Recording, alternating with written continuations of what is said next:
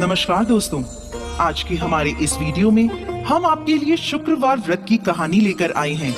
किसी गांव में एक बुढ़िया माई अपने बेटे और बहू के साथ रहती थी। सास का नियम था, सुबह जल्दी उठती, नहा धोकर शुक्र भगवान को स्नान कराती और भोग लगाती। ये उसका रोज का नियम था। एक बार वह तीरथ पर जाने लगी तो बहू से बोली, मैं तीरथ पर जा रही हूँ, तुम सुबह जल्दी उठकर नहा धोकर शुक्र देव को नहलाना, भोग लगाना, सब कुछ नियम से करना।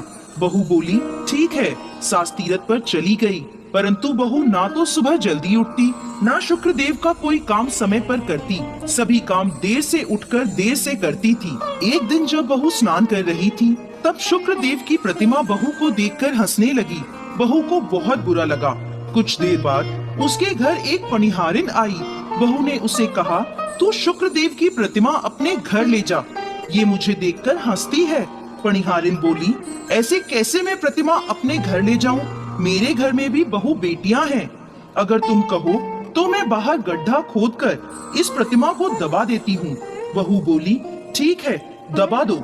पनिहारिन ने प्रतिमा उठाई और घर के बाहर गड्ढा खोदकर उस गड्ढे में दबा दी। जब से शुक्र देव की प्रतिमा को गड्ढे में दबाया, तभी से उनके घर का बुरा वक्त शुरू हो गया। घर का अन्न धन सब खत्म हो गया। घर में चोरी हो गई। बेटा बोला, सब कुछ ठीक था, जब से मेरी माँ गई है तब से मेरे घर की दशा ही बदल गई है। बहू बोली, कुछ धन तो चोर ले गए और कुछ धन तुम्हारी माँ अपने साथ ले गई। घर में कुछ नहीं बचा। कुछ समय बाद जब माँ घर वापस आई तो घर के हालात देखकर हैरान रह गई।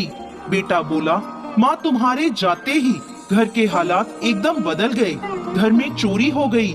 हम अन्न के दाने दाने को तरस गए हैं। माँ बोली, बेटा कोई बात नहीं, शुक्रदेव सब ठीक करेंगे। ऐसा कहकर जब वह घर के मंदिर में गई तो देखा शुक्रदेव की प्रतिमा वहाँ नहीं है। बहू से पूछा तो बहू बोली, मुझे देखकर हंस रहे थे, मैंने पनिहारिन को दे दिए। पनिहारिन से पूछा तो वह बोली, मैंने तुम्हारी बहू के कहने पर तुम्हारे घर के बाहर गड्ढा करके उसमें प्रतिमा को दबा दिया।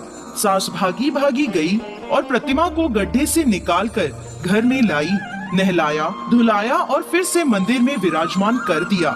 शुक्रदेव को भोग लगाया। धीरे धीरे घर में पहले जैसी खुशहाली हो गई। बहू बहुत पछताई, सास से और शुक्रदेव से अपने किए की माफी मांगी और बोली, अब मैं नियम से शुक्रदेव की सेवा पूजा करूंगी। हे शुक्रदेव, जैसे बेटे बहू के साथ किया वैसे किसी के साथ मत करना, और जैसा सास के साथ किया वैसा इस कहानी को कहते, सुनते और हुंकार भरते सबके साथ करना। सबके अन्न धन के भंडार भरना।